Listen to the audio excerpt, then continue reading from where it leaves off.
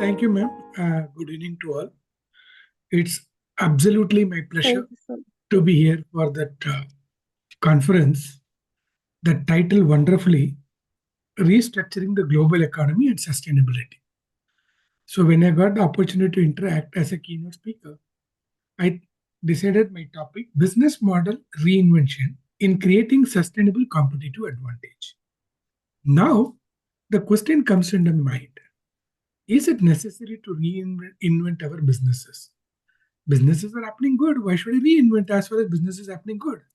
Let's put that example here. Today, businesses are highly competitive in nature. And today, technology replacing entire businesses.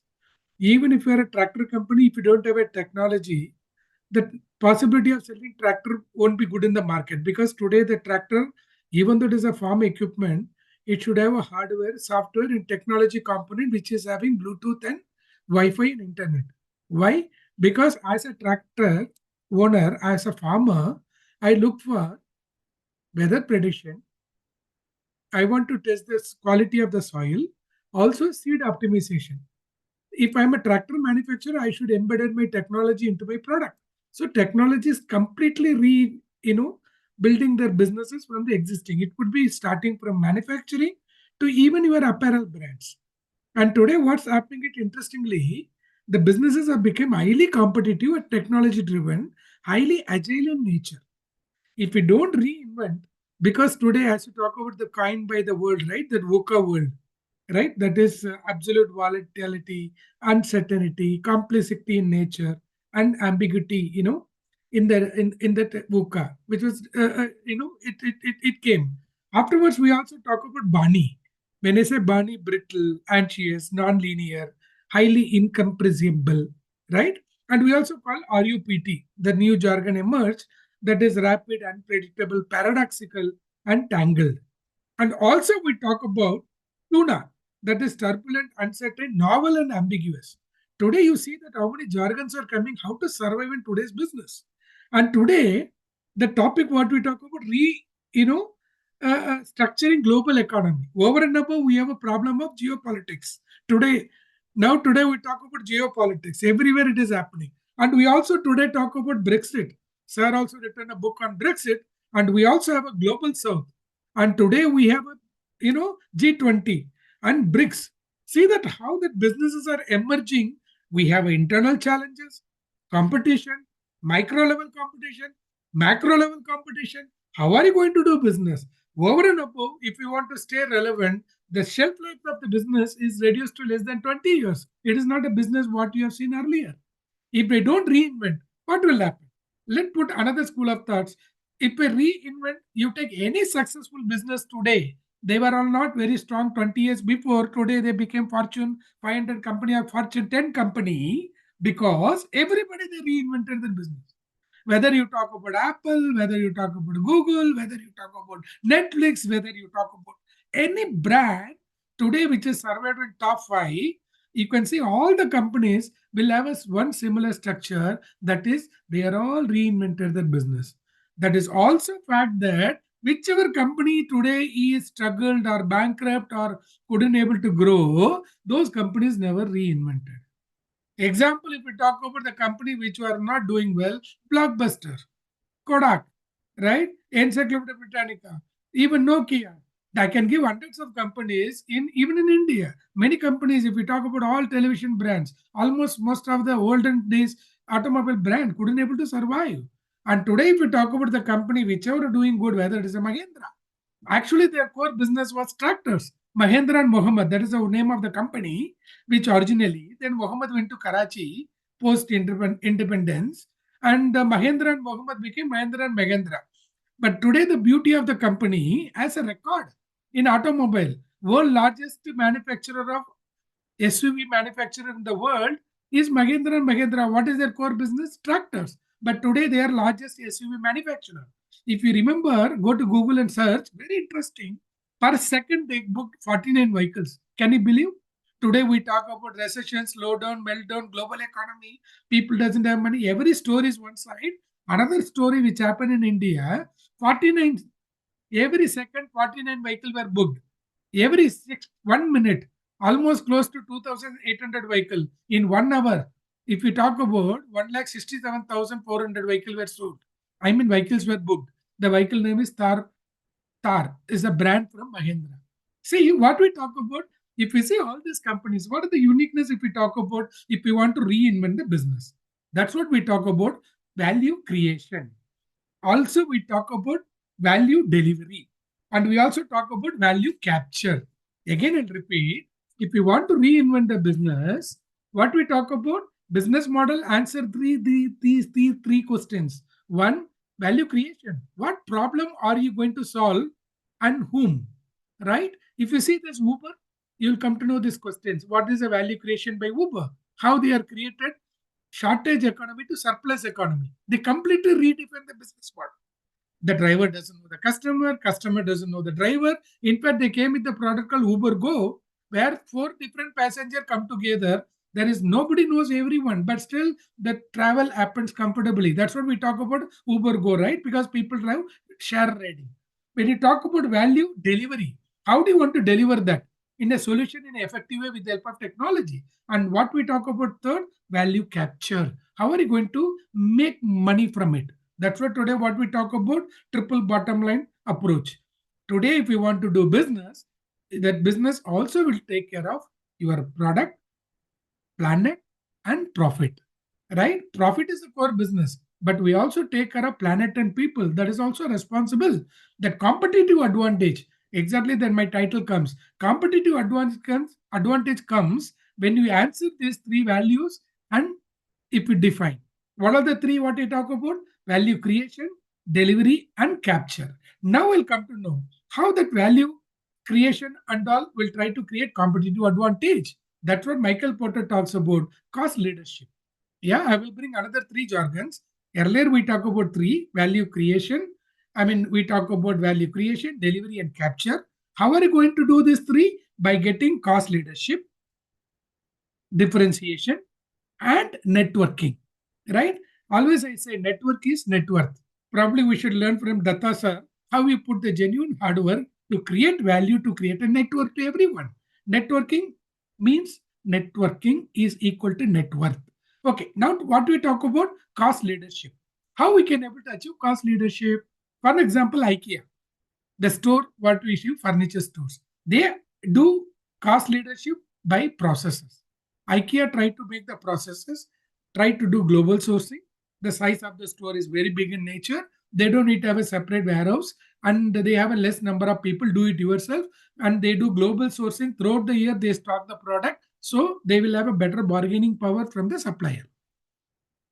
Hope you understood. Then what is differentiation? What they do? And when we talk about unique offerings, right? What is that offering? IKEA offers user friendly, do it yourself, design, and they target millennials. That furnitures are not heavy in nature, even though furnitures were heavy.